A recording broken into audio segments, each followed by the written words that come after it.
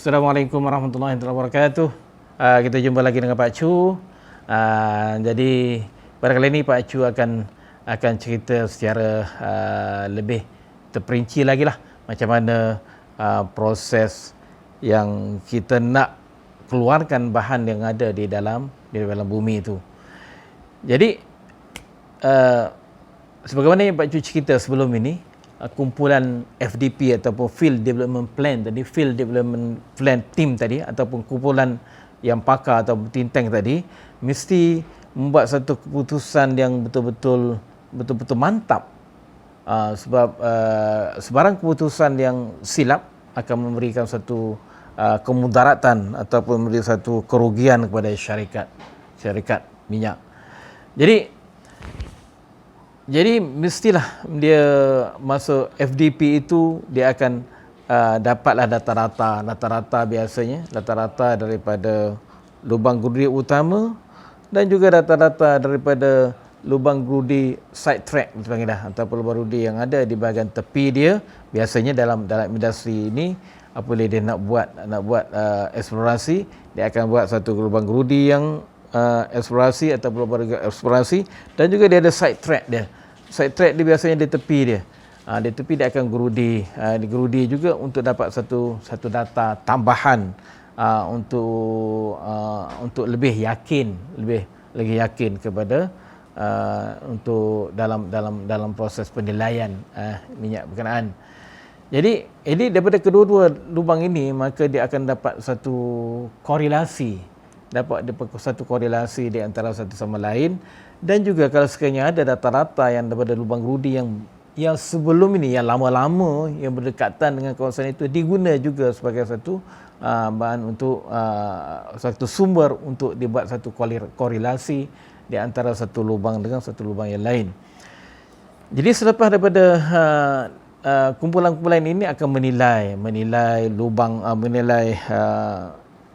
gerudi berkenaan atau menilai takungan minyak berkenaan dengan ada data-data yang paling utama sekali dalam industri petroleum ini. Di samping ada core ataupun adanya teras gerudi yang kita boleh tengok, yang kita boleh kaji, yang kita boleh nilai, yang kita boleh cerakinkan dia.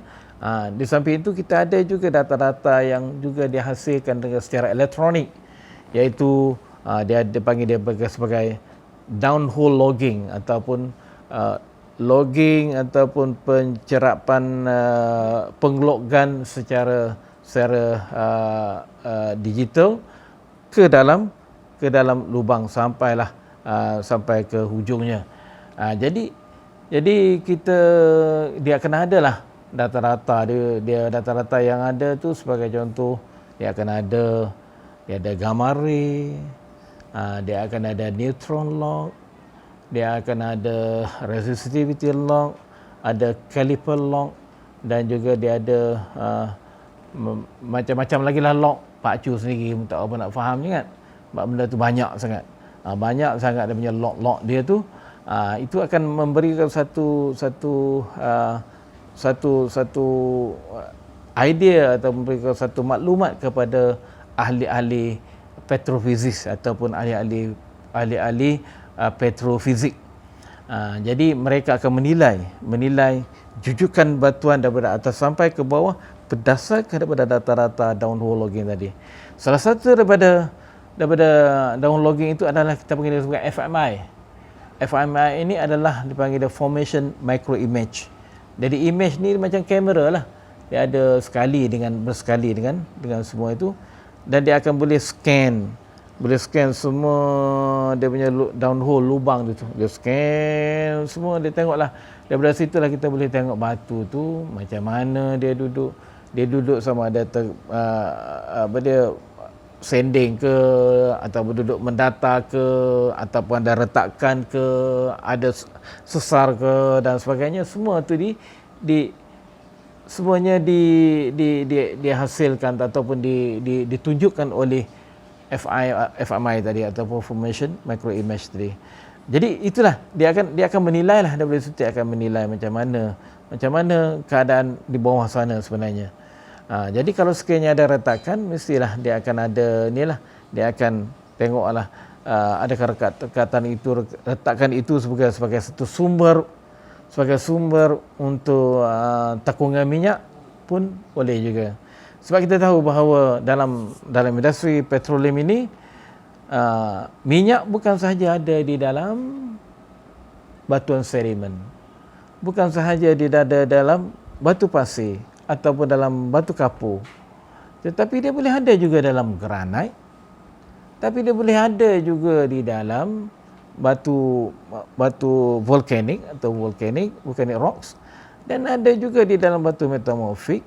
Tetapi segala-galanya adalah disebabkan oleh fractured system ataupun sistem retakan yang ada di dalam batu. Jadi sistem retakan itulah akan memberi satu ruang untuk minyak berkumpul di dalam fracture atau melalui retakan. Kita panggil dia sebagai takungan minyak di dalam retakan batuan, ataupun orang putih dia panggil dia sebagai fractured reservoir.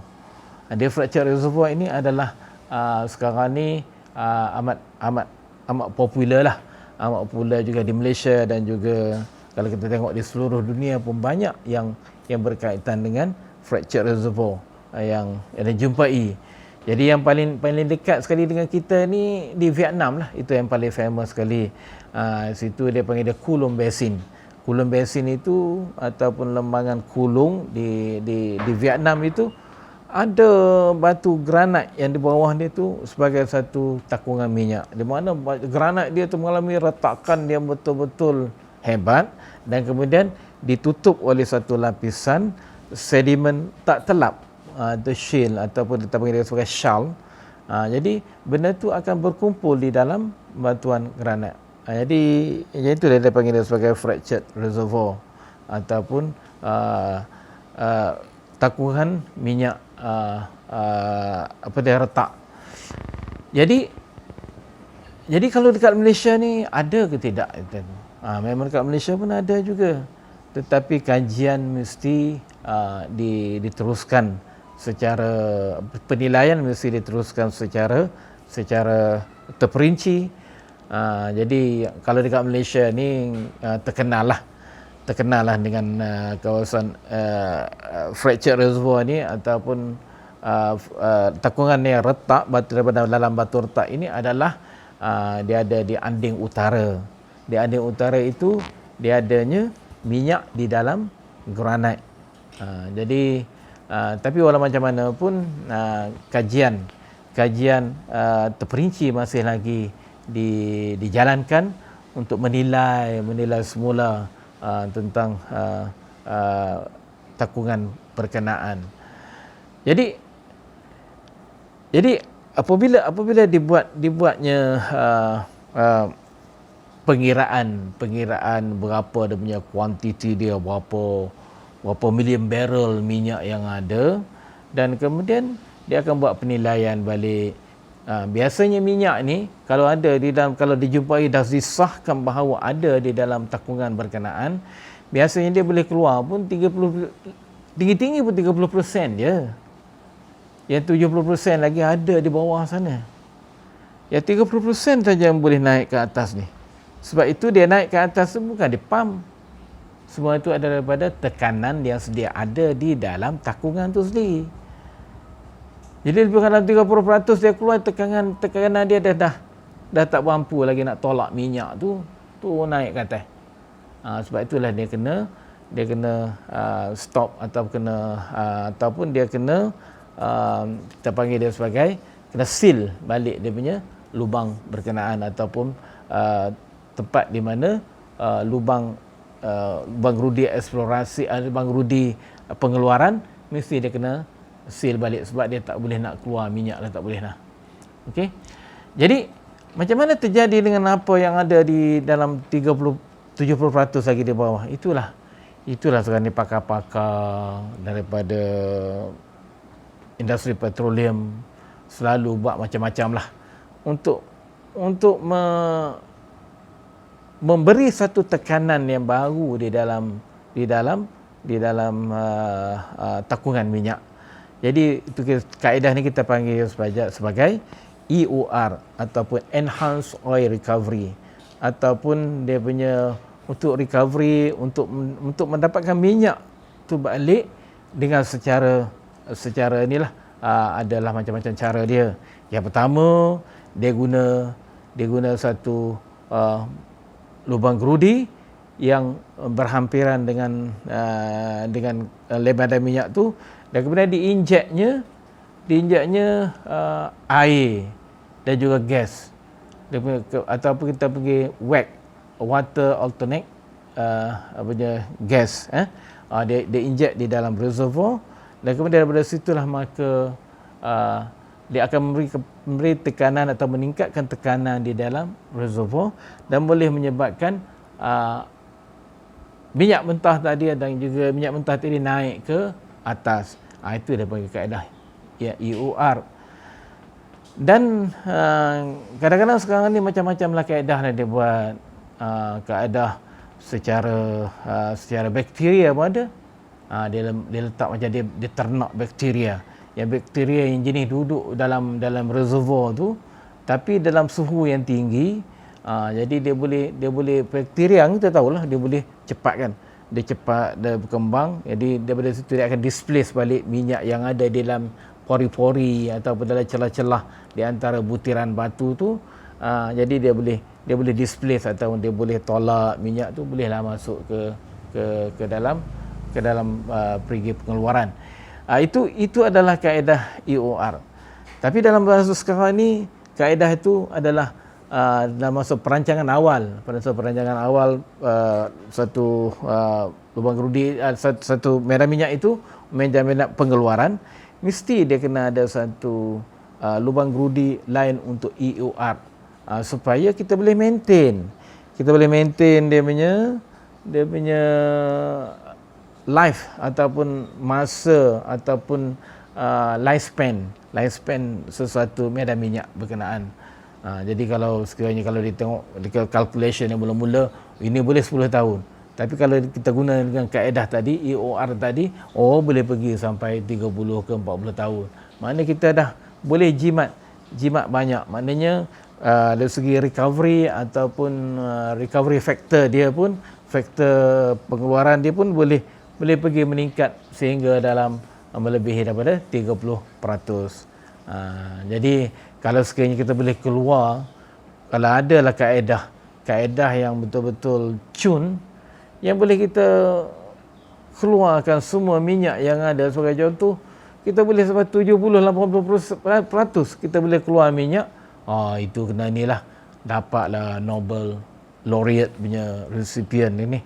Sebab ini adalah memerlukan satu kaedah yang betul-betul mantap. Jadi itulah yang punya kaedah yang perlu di dalam segi perancangan sesuatu medan minyak. Jadi kalau kita berupaya meningkatkan tahap pengeluaran dia, dan juga memanjangkan usia sesuatu medan minyak itu, maka itu merupakan satu perkara yang terbaik untuk kita mendapat keuntungan dari segi pengeluaran minyak. Dan pada masa ini jugalah, dalam masa proses pengeluaran ini juga peranan sebagai seorang ahli geologi itu dah agak berkurangan sedikit, dan kebanyakan itu adalah dikendalikan oleh petroleum engineer ataupun jurutera petroleum. Mereka akan bertanggungjawab di dalam menentukan ataupun mengeluarkan bahan-bahan yang dah dikenal pasti oleh ahli geologi. Tapi walau macam mana pun, kalau sekiranya ada sesuatu perkara, sebagai contoh adanya pengeluaran air banyak, tapi air bercampur dengan minyak, tapi air lebih, jadi ahli geologi juga perlu di consult atau perlu mengambil peranan balik kenapa perkara berkenaan terjadi sedemikian. Begitu juga dengan Apabila ada pengeluaran, tiba-tiba pasir banyak keluar, ataupun kita panggil sand production. Geologi juga dipanggil. Mana itu adalah satu mungkin satu lapisan reservoir atau takungan minyak itu dah mengalami kemusnahan atau something dan sebagainya. Jadi itulah peranan sebagai ahli geologi masih diperlukan dalam masa pengeluaran minyak. Jadi rasanya itu sajalah yang dapat Pak Cu kongsi tentang perkara yang berkaitan dengan pengeluaran minyak dan gas tadi. Itu sajalah yang boleh diceritakan pada kali ini. Jadi mudah-mudahan dia beri manfaat sedikit sebanyak kepada tuan-tuan dan puan-puan semua. Okay. Assalamualaikum warahmatullahi taala wabarakatuh. Jangan lupa like, subscribe dan share video ini untuk manfaat kita semua demi memasyarakatkan geologi negara. Bye bye. Assalamualaikum.